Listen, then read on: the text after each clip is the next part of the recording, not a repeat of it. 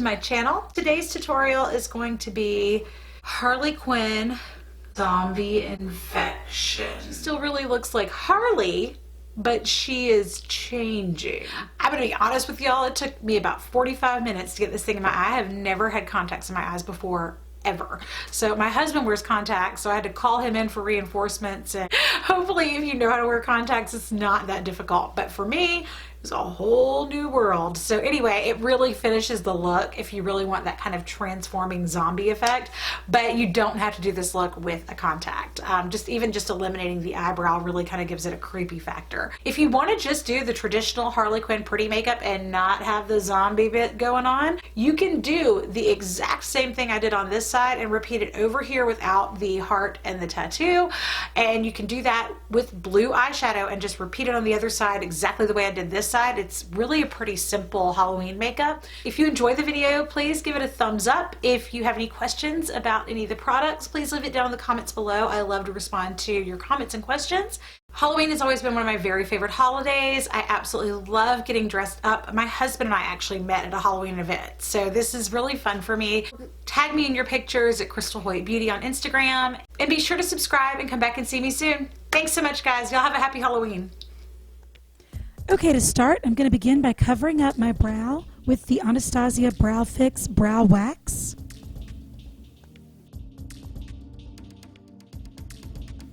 Next, I'm going to prepare my eyes for eyeshadow with an eyeshadow base. I'm using the MAC Paint Pot in Painterly. I'm also going to cover up my brow, which is going to look super cute. Now, using a matte white foundation, I'm going to mix that with a regular liquid foundation that's also a matte finish. I'm going to mix those together on my hand, apply with a flat synthetic brush, and then press in with my beauty blender.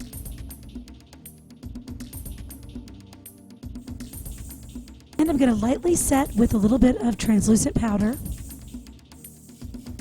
I'm going to begin on the eyes using a rust shade right above the crease and blending that out. Using a true matte red eyeshadow and a synthetic bristled brush, I'm going to pack this on the lid, press it all over. I'm going to switch to a blending brush, and then I'm going to buff this out into that transition shade. I'm also going to switch to a smaller brush and blend this underneath the eye, and then sweep tear marks down onto the cheek.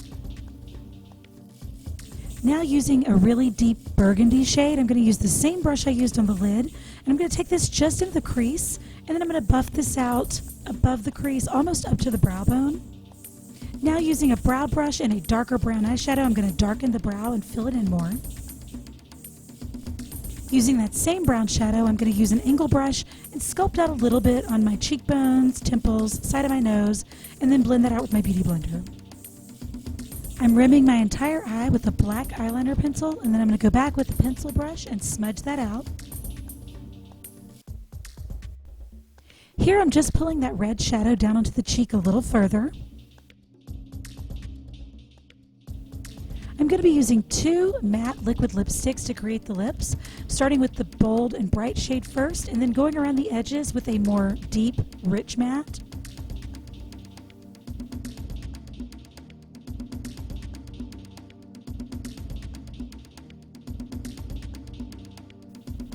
For the face tattoos, I'm drawing on a heart and writing out the word rotten using a black matte liquid eyeliner.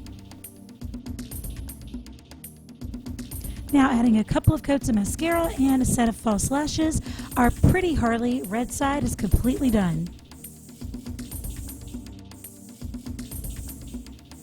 So after a glass of wine, 45 minutes, and a lot of hard work, I got that contact in, so I'm ready to get going. Okay, let's get started on our zombie Harley side. This is going to be the blue side, starting with a matte blue eyeshadow. I'm packing that on the lid the same as I did before, and then I'm going to blend that out. Now, I left a little bit of red eyeshadow on my blending brush, and I'm blending this much more broadly so it looks a little messier. I'm going to be coming underneath the eye, and then I'm going to work this down onto the cheek just like I did on the red side.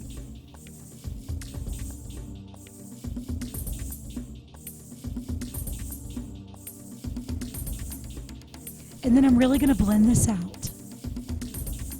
Now, using a matte black eyeshadow, I'm going to come in and create a sunken look on the inside and outside corner of my eye and right underneath the socket under my lashes. And then I'm going to blend that out just a bit. I'm going to go back in now with that matte red, and I'm going to create the look of irritation right around my eyelashes.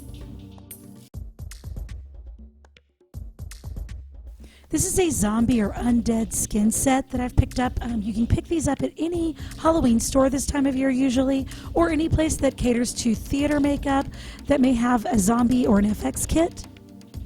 I'm pulling out little pieces in my sponge to give some texture to this, and I'm using the gray, the yellow, the green of all of this, just layering this to give my skin more of a dead, decaying look. Now using this purplish gray, I'm going to be coming underneath my cheekbone, really working this on the temple and underneath my chin to create the look of sunkenness in this area. This is a bruise wheel, which comes with all the colors you need to create bruising. I'm going to pull out a few more pieces on my sponge here to give a little more texture to this so it looks like there's a little bit more trauma on the skin. I'm going to start here layering on some different shades around this area where we're going to have the bite mark. Switching to a stippling sponge here, I'm going to be using a red and a blue. I'm going to mix that together just a little bit so I get a little bit of both colors and give that skin a really irritated, damaged look, like it's starting to decay. Using some spirit gum, I'm going to paint that on, and I'm going to let it dry just enough to get sticky. I'm going to use modeling wax with a little bit of eye makeup remover on my fingers to keep it from sticking. I'm going to create a little strip, press it on, smooth it out with a spatula, and then I'm going to repeat on the other side and layer about 3 or 4 layers of liquid latex, and I'm going to let that latex dry while I start working here with a spatula. This is actually a cuticle tool that I'm making the shape of teeth marks in the modeling wax.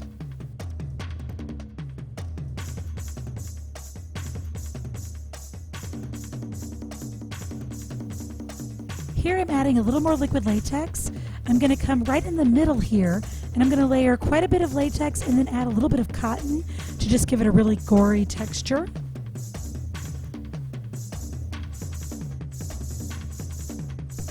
Now I'm letting this completely dry. Once it's completely dry, I'm going to rip a couple of really small holes in it with my spatula so the skin around the bite looks like it's starting to decay as well. I'm going to then begin by layering some of this flesh tone and all of the other colors in the bruise wheel on top of this to give it that impression that the skin all around there is starting to decay. Next, I'm going to load up a brush with the red. I'm going to fill in the middle of the bite mark with red and also then a little bit of the purple in the deepest areas. I'm going to set all of this with a little bit of powder. Now I mix the blue from the bruise wheel with the white, clown white makeup I used earlier using a very tiny brush. I'm just creating little veins coming off of the bite mark as if it's spreading the infection. I use the purple. I'm going to go back and use some red. You can use this however you want and just create the look that are thicker towards the beginning of the bite mark and dissipating as they go throughout the face. And as I go, I'm setting with a little bit of powder. I'm saving the red for last so I can do less of the red veins because they really do pop more and they really add a better effect if they're on top of the other colors layered. I'm lightly setting with some powder, and now we're ready to get into the really fun stuff. This is scab blood, which looks the best in the middle of a bite wound. I've also added a little bit to the other areas where I've ripped the holes in the latex. And then using a stipple sponge, I'm just layering on a little bit of regular fake blood. And then I'm just finishing up adding a few more dramatic purple veins creeping up the side of the face.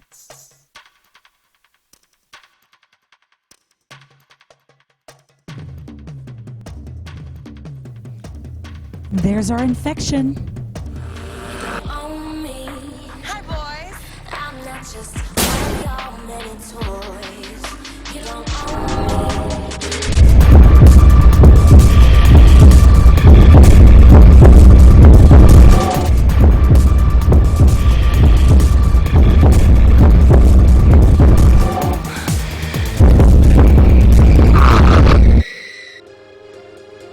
Thanks so much for watching, guys. Hope to see you back soon.